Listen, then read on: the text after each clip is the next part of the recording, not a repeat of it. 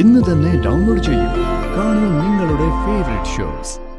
തന്റെ വെൽവിഷറായിട്ട് വന്ന മീരാൻറ്റി തന്നെയാണ് പത്മാവതി വർമ്മ എന്ന സത്യം മാഡത്തിന് മനസ്സിലായി. ഞങ്ങള് തറവാട്ടിൽ പോയിരുന്നു. അമ്മ നിർബന്ധിച്ചുകൊണ്ട് മാത്ര ഞാൻ ഋതിക മാഡത്തെ കല്യാണം കഴിച്ചത്. അല്ലാതെ എനിക്ക് മാഡത്തോട് പ്രണയം ഉണ്ടായിട്ടല്ലെന്നാ മാഡം പറയുന്നത്. സ്നേഹവും പ്രേമവും ഇല്ലായിരുന്നെങ്കിൽ പിന്നെ എന്തിന് താലി കിട്ടി, എന്തിന് ത്യാഗം ചെയ്തു എന്നൊക്കെയാ മാഡത്തിന്റെ അലിഗേഷൻസ്. ആ കത്ത് കിട്ടിയ അന്ന് മുതലാ ഞങ്ങള് തമ്മിൽ പിണക്കം തുടങ്ങിയത്.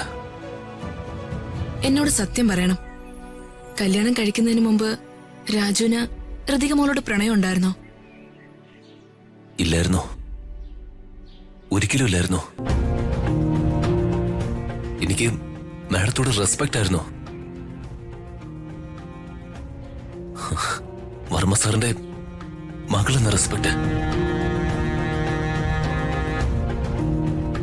വല്ല പാവപ്പെട്ട ഒരു പെൺകുട്ടിയെ കല്യാണം കഴിച്ച് ഒരു സാധാരണക്കാരനായിട്ട് ജീവിക്കാനായിരുന്നു എന്റെ ആഗ്രഹം.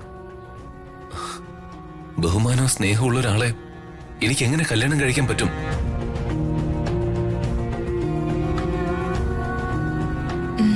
എനിക്കൊരു തെറ്റുപറ്റി. ഞാൻ നിന്റെ മനസ്സ് മനസ്സിലാക്കിയില്ല. ഞാൻ എന്റെ മകളുടെ മനസ്സ് മാത്രമേ കണ്ടുള്ളൂ. എന്ന് വെച്ച് ഞാൻ ത്യാഗമൊന്നും ചെയ്തിട്ടില്ല മാഡം. എന്നെ കല്യാണം കഴിച്ചെന്ന ത്യാഗം ഋതിക മാഡമല്ലേ ചെയ്ത? നീ ഇപ്പൊ കാണിക്കുന്നത് വലിയ തെറ്റ് തന്നെയാണ്. താല്പര്യം ഇല്ലായിരുന്നെങ്കിൽ ആര് പറഞ്ഞിട്ടാണെങ്കിലും ഒരു പെണ്ണിനെ കല്യാണം കഴിക്കരുതായിരുന്നു. കല്യാണം കഴിച്ചിട്ട് അവളെ വേദനിപ്പിക്കുന്നത് ശരിയാണോ? എനിക്ക് ഋതിക മാഡത്തോട് വലിയ വലിയ ഇഷ്ടവും ബഹുമാനമായിരുന്നു. പക്ഷെ അത് പ്രണയമല്ലായിരുന്നു. ഇത് വലിയ പ്രശ്നമാവുമല്ലോ. ഒരു പ്രശ്നമില്ല മാഡം. പക്ഷെ എനിക്ക് ഋതിക മാഡത്തോട് ഇപ്പൊ അങ്ങനെയല്ല. എന്നുവെച്ചാ ഇപ്പൊ നിനക്ക് ഋതുമോളോട് പ്രണയമുണ്ടോ?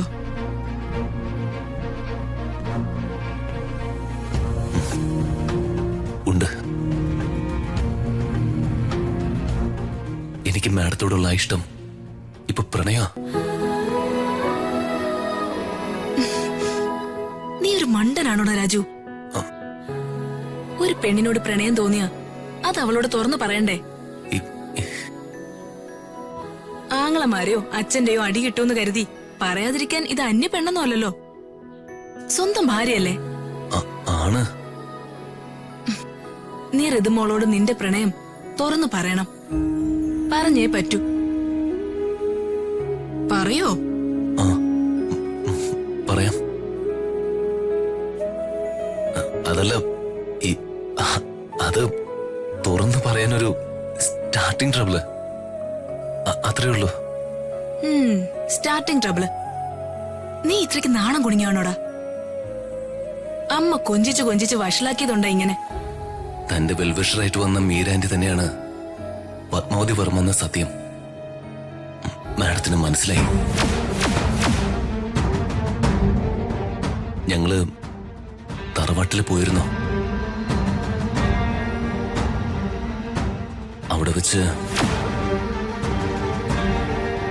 ഇത് മീരാൻറ്റി അല്ലേ? ഇത് മീരാൻറ്റി അല്ല മോളെ, ഇതാണ് സൂര്യമംഗലം കോവിലകത്തെ രാജകുമാരി. സാക്ഷാൽ മഹാദേവർമ്മ സാറിന്റെയും സരസ്വതി വർമ്മ മേഡത്തിന്റെയും ഏകപുത്രി പത്മാവതി.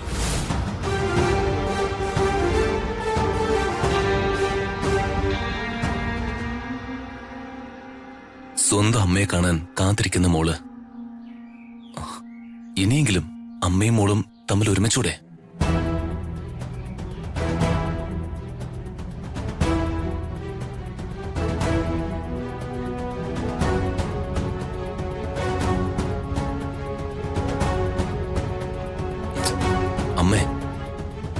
അമ്മ എന്തോന്നും മിണ്ടാത്ത?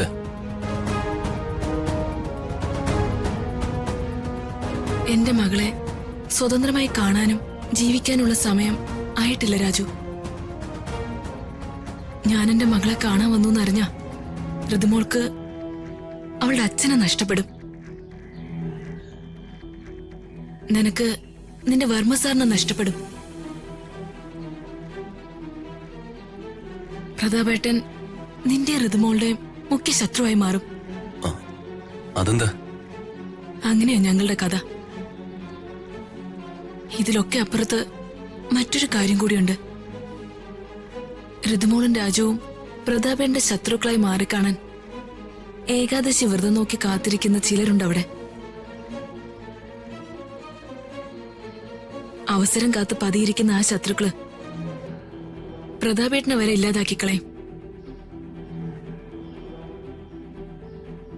അത് പ്രതാപേട്ടന് പോലും അറിയില്ല. അതാ എന്റെ പേടി. മൊത്തത്തില് പ്രതാപവർമ്മയും മകളും മരുമകനും പിന്നെ ഞാനും ഒക്കെ ഇല്ലാതാകും. നമ്മളെ ഇല്ലാതാക്കാൻ കെൽപ്പുള്ള ശത്രുക്കള് പ്രതാപേട്ടന്റെ കൂടെ തന്നെ ഉണ്ട്. അമ്മയ്ക്ക് എന്നോടെങ്കിലും സത്യം പറഞ്ഞൂടെ? നീ എന്നോട് ചോദിച്ചിട്ടില്ലല്ലോ. ഞാനൊന്നും പറയാതിരുന്നിട്ടുമില്ല. എന്താ നിനക്കറിയേണ്ടത്? വർമ്മ സാറും അമ്മയും തമ്മില് അകലാനുണ്ടായ കാരണങ്ങൾ എന്താ?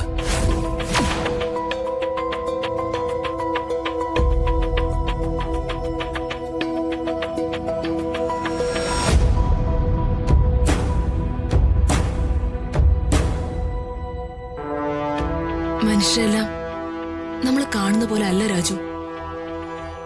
ദൈവമായി അവതരിച്ച് സമൂഹത്തിൽ മാതൃകയായി ജീവിക്കുന്ന പലരുടെയും ഉള്ളില് ഒരു ചെകുത്താനുണ്ട്.